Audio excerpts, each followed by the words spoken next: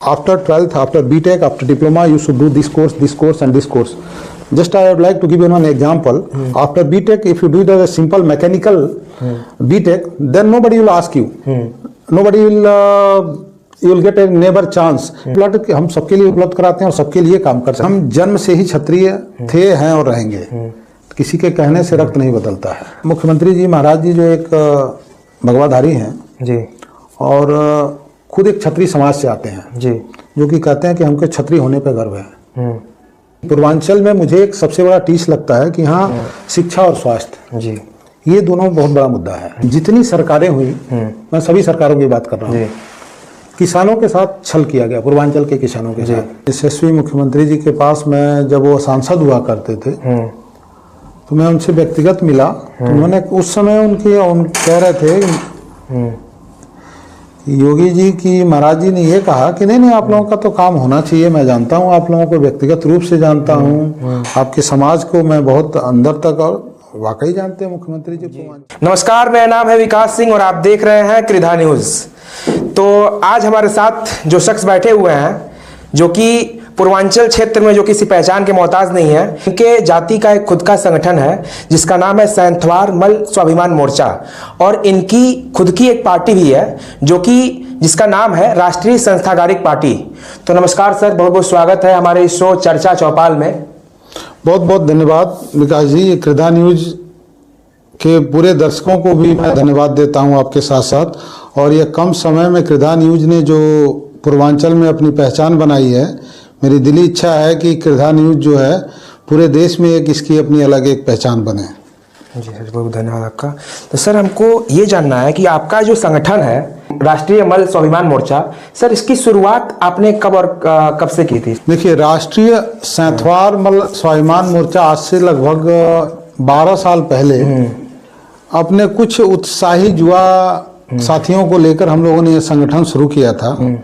और इसका एक बड़ा मजेदार किस्सा बताता हूँ आप लोगों को कि कैसे शुरू हुआ ये संगठन.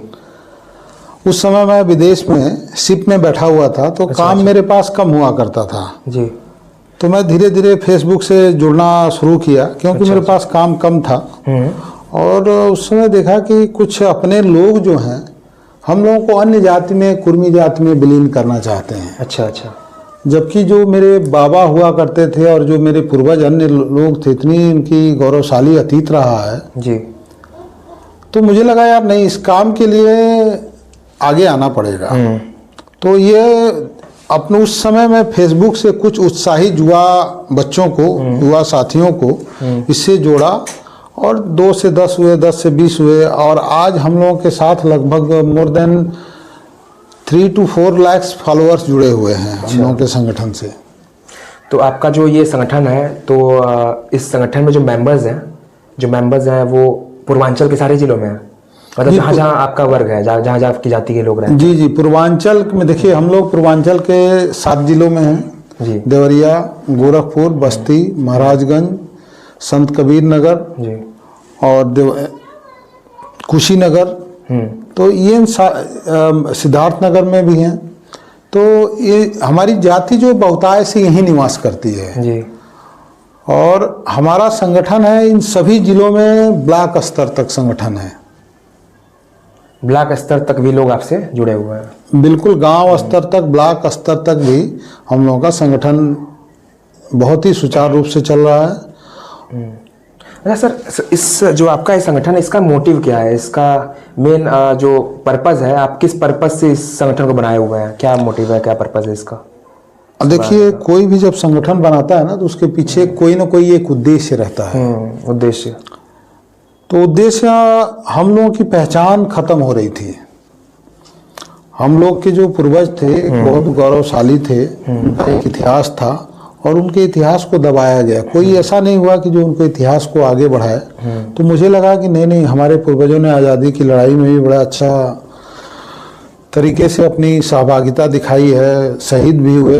आज भी डोहरिया में जाएंगे तो देखेंगे जो शहीद स्थल बना हुआ है मधुबन में, जो कटघरा मोड़ पे बना हुआ है, तो वहाँ हमारे पूर्वजों का नाम लिखा हुआ है. अच्छा. तो हम लोग तो बढ़ चढ़ के शुरू से ही रहे हैं समाज, देश के लिए. लेकिन हमारी पहचान का ये मुद्दा जो था,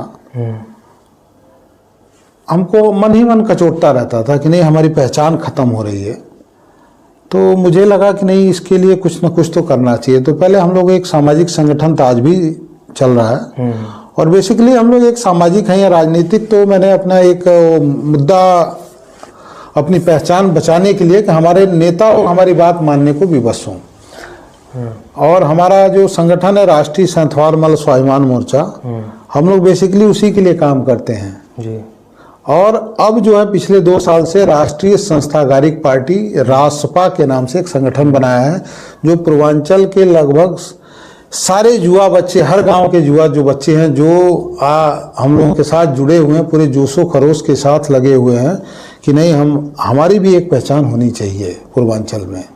और आपकी जाति का एक और संगठन है, काफ़ी चर्चित संगठन है, सैंथवार मल्ल महासभा, तो उस पर क्या कहना है? उनकी विचारधारा में और आपकी विचारधारा में क्या फ़र्क है? देखिए, उनकी विचारधारा, कार्यशैली बिल्कुल हम लोगों से, हमारी कार्यशैली और उनकी कार्यशैली बिल्कुल अलग है। कैसे अलग है? मोटिव तो उनका भी है ना कि वो भी समाज के लिए खड़े हैं, आप भी समाज के लिए खड़े हो, तो फिर देन आपका फिर ये जो आप कह रहे हैं कि अलग है, अलग कैसे होगा? बिल्कुल, मैं बताता हूँ कि हम लोग पिछले 12 सालों से हैं, वह संगठन पिछले 25 सालों से है जी, और मृत हो गया था। जब हम लोग इस 12 साल से जब इस फील्ड में आए, और आज भी हम अपने बच्चों को, जो युवा वर्ग के बच्चे जो हैं, बीटेक हैं, डिप्लोमा हैं, जो बीएससी किए हुए हैं, उनके लिए लगभग मुझे लगता है कि मोर देन 500 बच्चों को हम लोगों ने जॉब दिलवाई है। अच्छा। अपने मोटिवेशनल से, और उनको मेंटरिंग भी करते हैं बच्चों को कि आपको after 12th, after BTech, after diploma you should do this course and this course. Just I would like to give you one example. After BTech, if you do the simple mechanical BTech, then nobody will ask you. Nobody will you will get a never chance. क्योंकि mechanical बहुत सारे लोगों ने किया हुआ है, ये तो बेसिक, लेकिन स्पेशलाइजेशन आपका क्या है? तो मैंने बहुत सारे बच्चों को, मैं व्यक्तिगत बीइंग एज ए इंजीनियर, मैं बहुत सारे बच्चों की मेंटरिंग भी करता रहता हूँ। अच्छा। कि बीटेक करने के बाद में अपने समाज के बच्चे एमबीए करें, या एक वेल्डिंग का कोर्स होता है, एक सेफ्टी का कोर्स होता है। तो अपने समाज के बच्चों को आपके माध्यम से भी मैं कहना चाहता हूँ कि अगर आप बीटेक कर लिए हैं, डिप्लोमा कर लिए हैं, अगर आपको कोई रास्ता नहीं मिल रहा तो हमसे जुड़े। और बच्चों को एक वेल्डिंग का कोर्स होता है, बहुत अच्छा कोर्स है। सेफ्टी आजकल बहुत ही अच्छा एक चर्चित कोर्स है, निबॉस एक आईओएसएच होता है, एक निबॉस होता है। तो डिप्लोमा करने के बाद, बीटेक करने के बाद वो कोर्स किया जा सकता है। इवन दो आफ्टर बीएससी करने के बाद भी किया जा सकता है। 6 महीने का कोर्स होता है, आई थिंक निबॉस ना। आप 6 महीने का कोर्स नहीं, एक सर्टिफिकेट कोर्स है, डिप्लोमा कोर्स है। तो आप अगर 2 महीने में क्वालिफाई कर लेते हैं, 2 महीने में कर लीजिए। अच्छा, क्वालिफिकेशन के ऊपर है, क्वालिफिकेशन जब आप क्वालिफाई करो, एक साल में या फिर 1 महीने में। तो फर्स्ट थिंग ये हो गया। दूसरा, हम लोग शादी विवाह का एक ग्रुप है। शादी विवाह, हाँ, जो मैट्रिमोनिकल साइट चलाते हैं। जी चलाते हैं। उसका कारण क्या है कि जमाना तेजी से डेवलप हो रहा है, और हम लोग 7 जिले में हैं। तो मैं चाहता था कि हर घर तक अपनी पहुंच हो, हर घर तक अपना जुड़ाव हो। तो लोग जुड़ रहे हैं, हम लोग बताते हैं कि ये बायोडाटा है हमारे पास। आज भी करीब 300 से ज़्यादा बायोडाटा है बच्चों के, और बेटियों का भी मोर देन 500 बायोडाटा अपने पास है आज की तारीख में। तो एक दूसरे को मैच करने में सहयोग भी करते हैं हम लोग कि भाई, तो ये 2 हो गया। और तीसरा जो है, हम लोग चाहते हैं कि ब्लड, जो आदमी बिस्तर पे पड़ जाता है, एक्सीडेंट हो जाता है, कोई आदमी बीमार होता है हॉस्पिटल में, तो हम लोग उसके लिए, मुझे लगता है कि अभी तक हजारों आदमी से ज़्यादा लोगों को हम लोगों ने ब्लड मुहैया कराया है। जी।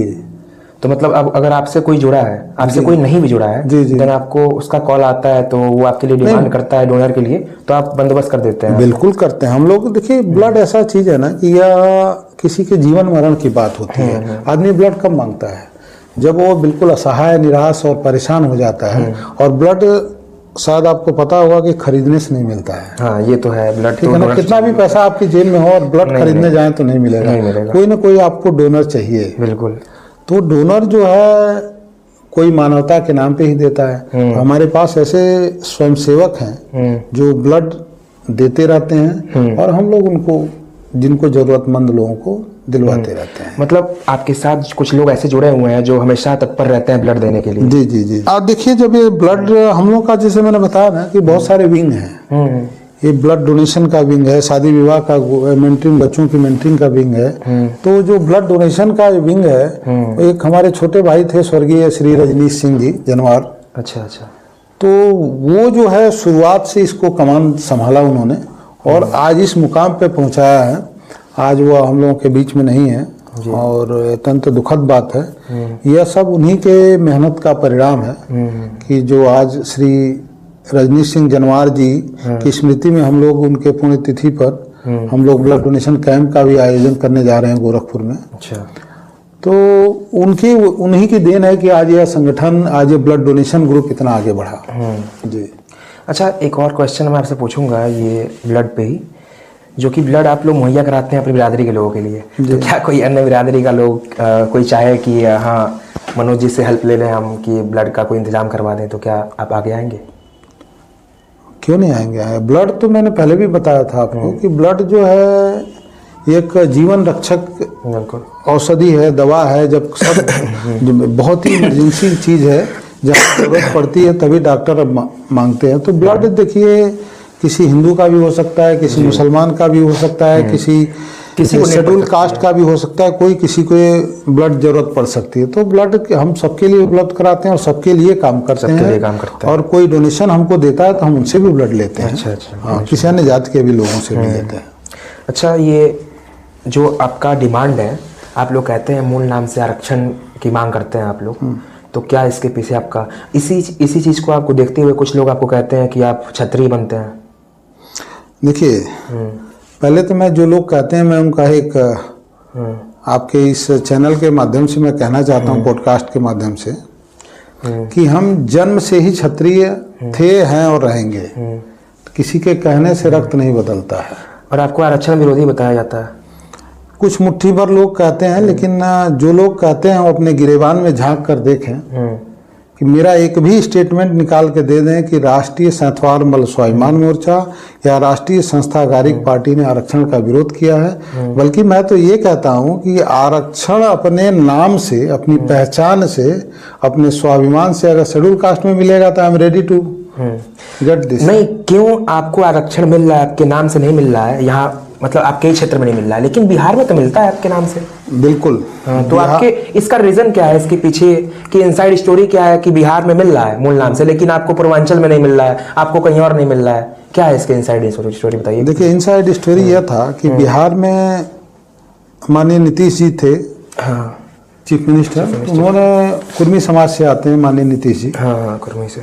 और उन्होंने एक बार भी विरोध नहीं किया, कहा कि नहीं, जो जिस समाज का है उसकी पहचान उसको रहनी चाहिए। और मैं नीतीश जी का इसके लिए हृदय से धन्यवाद भी देता हूँ कि उन्होंने बिहार में अपने भाइयों की पहचान और सम्मान और स्वाभिमान को बरकरार रखा। हमारे यहाँ कुछ लोग जो है लालच के लिए इतने अंधे हो गए कि अपने समाज को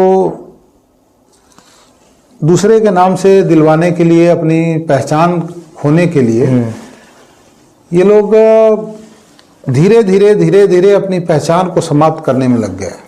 देखिए, मैं आज एक छोटा सा और एक उदाहरण देता हूँ,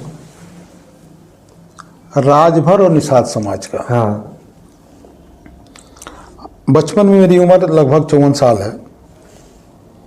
पहले लोग कहते थे कि कौन जाति है, तो केवटा है। अच्छा। केवटा से केवट हो गए वो। केवट से नहीं अच्छा लगा सरनेम, तो साहनी लिखने लगे।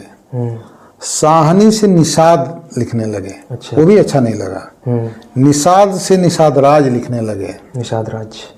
आज जलवंशी छत्री लिख रहे हैं।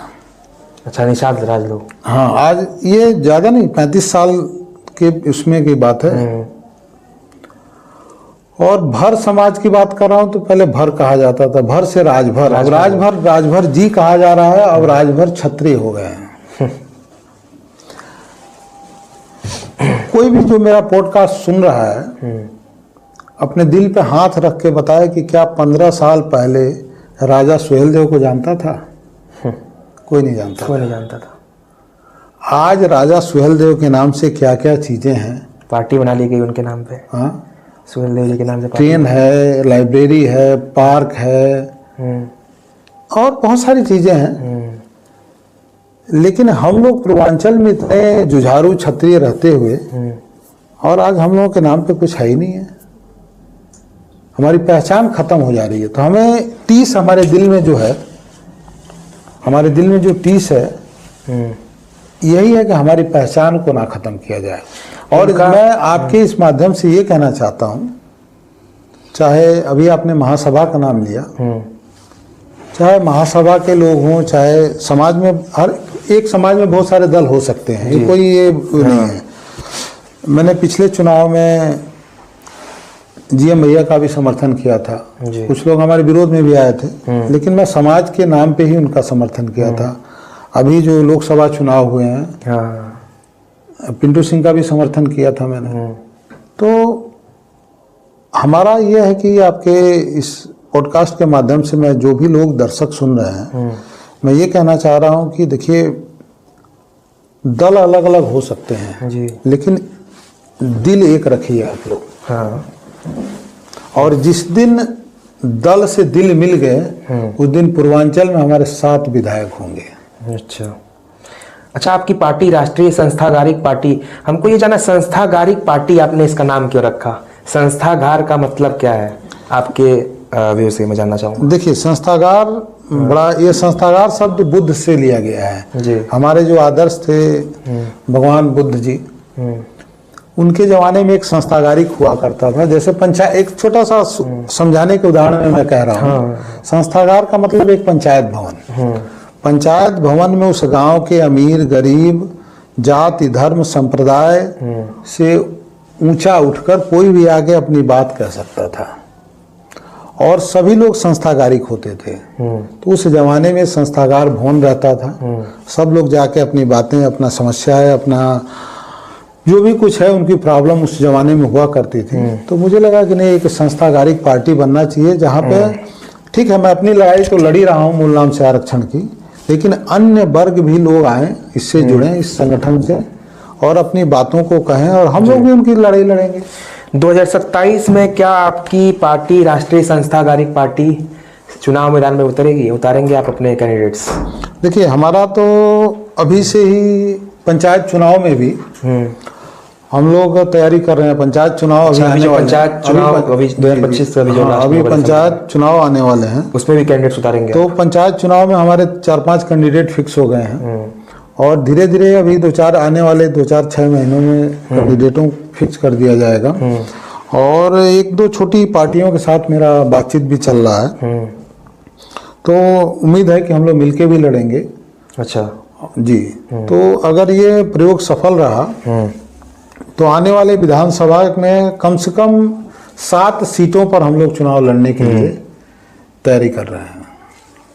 7 सीटों पर चुनाव लड़ेंगे? 7 सीटों पर, मतलब पूरे पूर्वांचल में अभी नहीं लड़ेंगे, बस 7 सीटों पे ही लड़ेंगे? हमारा फोकस इसलिए है 7 सीटों पे कि वहां पे हम लोग विनिंग कैंडिडेट होंगे। 7 सीटों पे हम लोग जीतेंगे। इससे पता चल रहा है आपने जाति समीकरण से सोच के ये फिक्स किया है कि 7 सीटों पे लड़ेंगे। बिल्कुल, इसीलिए कह रहा हूँ कि हम लोग जीतने में विश्वास रखते हैं और जब ये तैयारी कर रहे हैं तो पूरी ताकत से वहाँ ऑलरेडी तैयारी चल रही है और 27 में हमारी 7 सीटें बिल्कुल हम जीतेंगे। अच्छा, हाँ, और पूर्वांचल में एक बार 7 सीटें जीत गए तो समझ जाइए कि इस समाज का, इस पूर्वांचल में रासपा का नाम, राष्ट्रीय सतवार स्वाभिमान मोर्चा का नाम अपने आप ऊपर आएगा। और रासपा 7 सीटें जीतने के बाद अपना समर्थन किस पार्टी को देगी?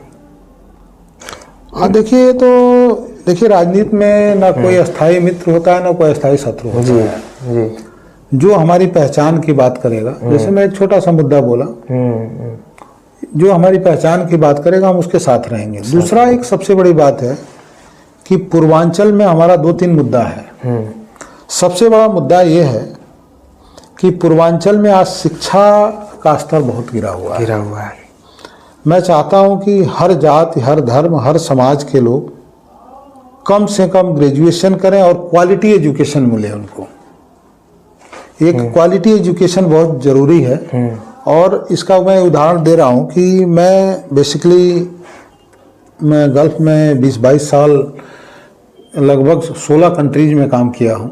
अच्छा, आप काम बाहर जॉब करते बाहर जॉब करते थे फॉरेन में? जी। तो वहाँ पे केरल के इंजीनियर काफ़ी ज़्यादा रहते थे, साउथ साइड के केरल और तमिलनाडु। तो मुझे लगा यार ये लोग इतने पढ़े लिखे हैं, सारे ही इंजीनियर हैं, और हमारे यहाँ के लोग सारे ही वर्कर में जाते हैं लगभग। तो कहीं ना कहीं शिक्षा का जो स्तर है ना, वो हम लोगों का शिक्षा का स्तर बड़ा नीचे है, और ये मुझे देख के दुख होता है। मैं चाहता हूँ कि हर घर बच्चे को निःशुल्क शिक्षा मिले। शिक्षा, स्वास्थ्य ये और भोजन, ये 3 चीज़ तो निःशुल्क होना चाहिए। और शिक्षा ऐसी होनी चाहिए कि क्वालिटी एजुकेशन हो। और स्वास्थ्य के नाम पे मैं बहुत बार बोलता हूँ कि अपने मुख्यमंत्री जी से भी बोला हूँ, जो इस प्रदेश के मुखिया हैं, कि पूर्वांचल में एक सुपर स्पेशलिटी कैंसर हॉस्पिटल होना चाहिए। क्यों होना चाहिए? अगर हम पूर्वांचल में देख लें, सभी लोग अपने आसपास देख लें, हर तीसरे घर में एक कैंसर पेशेंट है। और जब कैंसर होता है तो आदमी घबरा जाता है, और वह टाटा दे के दौड़ लगाना चाहता है, फिर कोई दिल्ली जाता है, कोई कहीं जाता है, लोग दौड़ते हैं दिल्ली, कोई वाराणसी। लेकिन कहीं इतना अच्छा अभी टाटा के जैसा कहीं पर भी कैंसर का इलाज नहीं होता। जी, इस बात से तो सहमत हूँ मैं। तो एक कहीं ना कहीं मेरी एक दिली इच्छा है कि पूर्वांचल में एक सुपर स्पेशलिटी कैंसर हॉस्पिटल कम से कम 2,500-3 हज़ार बेड का बने जी। और मुझे लगता है कि ये माननीय योगी जी और मोदी जी के लिए कोई छोटी सी चीज़ है। ये एक मूंगफली के पीनट के बराबर ये चीज़ है। चाहे तो ये थोड़ा आत्मबल की कमी है, नहीं तो ये किया जा सकता है। आप अपने उद्देश्य के लिए क्या कभी योगी जी के पास या फिर किसी बड़े नेता के पास गए? देखिए, मैं योगी जी की बात पहले बताता हूँ कि हमारे मुखिया यशस्वी मुख्यमंत्री जी के पास मैं जब वो सांसद हुआ करते थे, तो मैं उनसे व्यक्तिगत मिला। तो उन्होंने उस समय कह रहे थे योगी जी की महाराज जी ने ये कहा कि नहीं आप लोगों का तो काम होना चाहिए। मैं जानता हूँ, आप लोगों को व्यक्तिगत रूप से जानता हूँ, आपके समाज को मैं बहुत अंदर तक, और वाकई जानते हैं मुख्यमंत्री जी पूर्वांचल के हैं, तो सबको जानते हैं वो। तो उनको लगा कि नहीं होना चाहिए उस समय। उसके बाद जब माननीय महाराज जी जब दूसरे टर्म में, पहले टर्म में जब चीफ मिनिस्टर बन गए, तो उसके 6 महीने बाद हम लोग मिले, एक प्रतिनिधिमंडल के साथ मिले थे जी। तो उन्होंने कहा था कि नहीं ठीक है, फाइल दे दीजिए आप लोग, हम करते हैं। और जब दूसरी बार दूसरे टर्म में जब चीफ मिनिस्टर बने, तब मैं मिला था। उस समय भी अपने प्रतिनिधिमंडल के साथ मिला था। तो उन्होंने कहा कि अरे आप लोग जहाँ हैं वहीं पड़े रहिए, लाभ लीजिए। तो माननीय मुख्यमंत्री जी महाराज जी जो एक भगवाधारी हैं जी, और खुद एक क्षत्रिय समाज से आते हैं जी, जो कि कहते हैं कि हमको क्षत्रिय होने पे गर्व है। तो क्या सैंथवार मल्ल समाज को, जो कि जन्मजात क्षत्रिय है जी, क्या उसको गर्व नहीं होना चाहिए अपने? मैं तो कहता हूँ सभी जातियों को अपने ऊपर गर्व करना चाहिए। बिल्कुल। तो हमारा भी एक फंडामेंटल राइट्स है, हमारा भी अधिकार है कि हम क्षत्रिय थे, हैं और रहेंगे, और हमें भी हमारे नाम से जाना जाए जी जी। और ये आप धर्मेंद्र सिंह जी के बारे में क्या कहना चाहेंगे? धर्मेंद्र सिंह जी जो कि आपके अभी गोरखपुर से MLC हैं, क्या आपकी उनसे कहीं कुछ बात नहीं हुई है इस चीज़ को लेके कि कुछ आगे इस बात को की जाए कि मूल नाम से आरक्षण मिले या फिर निकाला जाए? देखिए, धर्मेंद्र भैया से मैं मिला था। दूसरी बार जब हम लोग योगी जी से मिले थे, उनका हाथ था मिलवाने में। अच्छा, धर्मेंद्र सिंह जी का हाथ था मिलवाने में। उस समय वो MLC नहीं हुआ करते थे। लेकिन उसके बाद से उनका जो रुख है ना, पूरा टोटली चेंज हो गया जब से MLC बने। और अब तो फोन भी नहीं उठाते हैं, और कई बार कहते हैं कौन सा मनोज। अच्छा। हाँ। तो मैं भी उनसे नहीं मिलता हूँ। यही होता है कि पद जब मिलते ही आदमी भूल जाता है कि भाई आप कौन है, हम कौन है। जी जी जी, बिल्कुल सही। RPN सिंह जी के बारे में क्या कहना है आपका? RPN सिंह जी तो बहुत बड़े नेता हैं आपके समाज से, जो कि इस समय राज्यसभा के सांसद हैं आपके। पडरौना के राजा हुआ करते थे पहले, सुने हैं। कुंवर साहब जो है गहरवार वंशी क्षत्रिय हैं जी। और इनका एक पडरौना स्टेट है, आप लोग भी जानते होंगे और जो दर्शक सुन रहे हैं वो भी जानते होंगे। और इनका एक अलग स्वतंत्रता संग्राम के दौरान भी इनका एक अलग ये रहा, पहचान रहा। इन्होंने जब इन लोगों को इनको पहली बार जब कुंवर साहब को हम लोग सम्मान किए थे तो मुझे आज भी याद है मठिनिया के एक मैरिज हॉल में, तो कुंवर साहब ने कहा था कि हम कहने में नहीं करने में विश्वास रखते हैं। अच्छा। और मैं आप लोगों का जो ये मुद्दा है वो मैं करूँगा। हाँ। तो बीच में तो इनके पास कुंवर साहब के पास पद नहीं था। अभी कुंवर साहब के पास पद है भारतीय जनता पार्टी में और ये उच्च सदन के मेंबर भी हैं जी। तो देखिए अब एक दो बार मैं इनको रिमाइंड भी करवाया हूँ, अब देखिए क्या करवाते हैं नहीं करवाते हैं। अच्छा, रघुराज प्रताप सिंह जो कि मल विसेन क्षत्रिय हैं वो भी हैं जी जी। तो उनसे आपका कभी इस विषय में बात हुआ है कि हाँ वो कुछ समर्थन दें आपके साथ, वो भी मिलके इस संगठन में, मतलब पता नहीं, हम लोग तो उनसे अभी मिले नहीं हैं कभी। अच्छा, मुलाकात नहीं? मुलाकात नहीं हुई है। पूर्वांचल के नेताओं में माननीय श्री ओम प्रकाश राजभर जी से मेरी मुलाकात हुई है, संजय निषाद जी से भी हुई है, इन लोगों से हुई है, इनका सकारात्मक रहा है। लेकिन राजनीति जानते हैं, राजनीति में जब तक आपके पास कोई एमएलएज और एमएलसी सांसद विधायक नहीं रहेंगे तब तक आपकी बात कोई सुनता नहीं। सीधी सी बात यही है। मतलब आपके संगठन से, आपके कास्ट से टिकट देने की बात की जाए तो अभी लोकसभा चुनाव हाल ही में हुआ था, तो उसमें मतलब किन किन पार्टियों ने आपके कैंडिडेट्स को उतारा था, आपके जातीय कैंडिडेट्स को? कितने कैंडिडेट्स खड़े हुए थे? लोकसभा में पूर्वांचल में सिर्फ समाजवादी पार्टी ने विश्वास दिखाया था। समाजवादी पार्टी? सिर्फ समाजवादी पार्टी। उस समय आप लोगों ने एक मुहिम भी छेड़ा था, आई थिंक आपने बोला था कि हाँ इस बार जो पार्टी टिकट देगी अगर सैंतवार को तो हम लोग उसका समर्थन करेंगे, ऐसा कुछ? हाँ बिल्कुल, एकदम सही है। और हम लोगों ने अपना वचन निभाया भी कि पिंटू सिंह को टिकट मिला था, समाजवादी पार्टी ने दिया था कुशीनगर लोकसभा सीट से, और हम लोगों ने पूरा उनका तन मन धन से साथ भी दिया था जी। जबकि कुछ थोड़ा सा देखा जाए तो हाटा और रामकोला बेल्ट से उनको नहीं मिल पाया जी। लेकिन आने वाले टाइम में इसका एक बहुत बड़ा एक मूवमेंट का ये फायदा हुआ कि पहले हम लोग सिर्फ भाजपा कहते थे और इस मूवमेंट का ये फायदा हुआ कि अभी समाज जो है संगठित हो रहा है। हाँ, और रासपा के राष्ट्रीय संस्थाकारिक पार्टी के बैनर तले जब अपना कैंडिडेट उतारेंगे जी तो हमको लगता है कि एक बहुत ही अप्रत्याशित सफलता मिलेगी हम लोगों को। किस मुद्दे पे आप चुनाव में उतरेंगे, आप किस मुद्दे पे काम करेंगे आप? सबसे पहला आपका विजन क्या रहेगा कि समाज में उस चीज़ को बदलाव करना चाहिए, होना चाहिए, एजुकेशन हो या फिर? मैंने बताया ना कि पूर्वांचल में मुझे एक सबसे बड़ा टीस लगता है कि यहाँ शिक्षा और स्वास्थ्य जी, ये दोनों बहुत बड़ा मुद्दा है जी। जब आदमी शिक्षित रहेगा ना तो किसी भी काम को एक अच्छे साइंटिफिक तरीके से करेगा वो।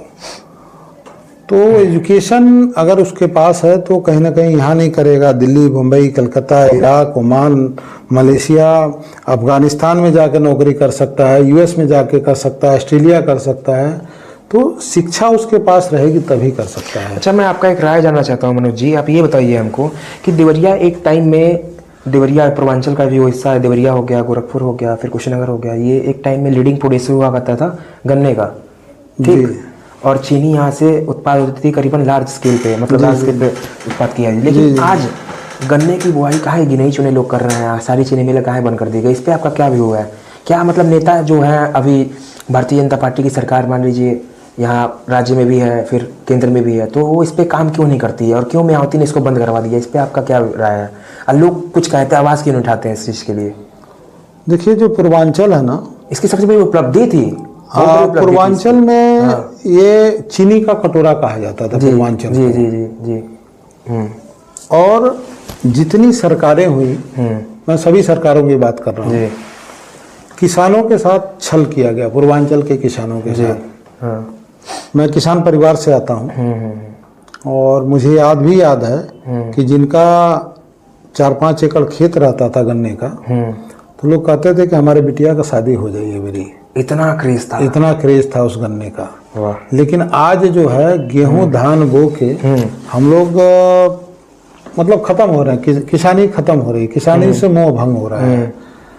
और अगर आज भी जो बंद चीनी मिले हैं जी, 2 चीनी मिल बना के एक अत्याधुनिक चीनी मिल बना दिया जाए तो 2 क्षेत्र का काम कर देगा, रोजगार भी तो मिल जाएगा और लोगों को रोजगार मिलेगा। और जो मेरा पुराना गौरव है इस पूर्वांचल का, चीनी का कटोरा, वो पुनः स्थापित हो जाएगा। जी। क्या आप इस विजन को लेकर चलेंगे? अगर आप जो आप कह रहे हैं कि आपके विधायक सातों विधानसभा से अगर आप जीत जाते हैं तो क्या आप इस विजन को उठाएंगे विधानसभा में? देखिए, बड़ा अच्छा मुद्दा है। मैंने पहले भी कहा था कि मैं शिक्षा रोजगार बहुत बड़ा सवाल है हमारे पूर्वांचल के लिए। लोग जाके विदेश में कमा रहे हैं, आप भी विदेश में रहे हैं जी। तो क्या यहाँ कोई कंपनी रहती तो विदेश जाने की आवश्यकता पड़ता आपको? नहीं, बिल्कुल नहीं पड़ता। तो अपने घर में जब रोजगार मिलेगा, अपने क्षेत्र में रोजगार मिलेगा, वही चीज है। तो यह एक बहुत बड़ी बात है जी। और यह चीनी मिल का जो मुद्दा है ये आज का मुद्दा नहीं, बहुत पुराना मुद्दा है। और मुद्दा इसको मैं तो कहता हूँ कि ये मुद्दा होना ही नहीं चाहिए। इसको तो कोई भी सरकार हो, किसानों के सहयोगी रहना चाहिए। किसान और गरीब, मजदूर, नौजवान, ये हमारे देश की पहचान है। किसान और जवान, तो ये 2 मुद्दा है। ये तो मतलब इसके लिए कहीं संघर्ष करने की जरूरत ही नहीं है। और मांग क्या रहा है किसान कह रहा है कि भाई साहब हमको एक ऐसा शुगर मिल दीजिए जहाँ अपने गन्ने को ले जाके हम गिरा सके निर्बाध रूप से। हमारा बच्चा बिना दलाली के, हमारे बच्चा वहाँ नौकरी पा सके और वो चीनी निकले तो कहीं बिके तो इस क्षेत्र का उन्नति हो। और क्या इसमें क्या मांग रहे हैं? ये तो बहुत छोटी सी मांग है। इसको तो एक मुद्दा बनना ही नहीं चाहिए। लेकिन ये दुर्भाग्य है इस सरकार में, बीजेपी की सरकार है, सपा की सरकार है, बसपा सरकार में सारी मिलें बंद हो गई जी। बसपा की सरकार में सारी, यह एक दुर्भाग्य है। मैं तो कहूँगा कि सरकारें किसानों के लिए बस जुमला ही कहती हैं, करती नहीं है। अगर इस तरह का हमारे विधायक हुए तो मैं डेफिनेटली हमारा जो मुद्दा है शिक्षा, रोजगार और स्वास्थ्य, ये तीनों मुद्दा रहेगा मेरा। मतलब आप इसको लेके चलेंगे? बिल्कुल लेके चलेंगे। रोजगार पे ध्यान दें। जी बिल्कुल। जो कि आपने बताया कि अभी भी आप रोजगार पे काफी वर्क कर रहे हैं, लोग आपके पास मांगते हैं, कुछ जॉब लगवाते भी हैं आप। देखिए क्या होता है कि हमारे कुछ लोग जो है बहुत ही हाई पोस्ट पे हैं। तो मैं अपने पूर्वांचल के गरीब लोगों, बच्चों को, जिनको वहाँ तक की उनकी पहुँच नहीं है, वहाँ तक इंटरव्यू करवाता हूँ उनका। और इंटरव्यू करवाने के बाद से, ये मैं अकेला नहीं करता हूँ, ये पूरी टीम है।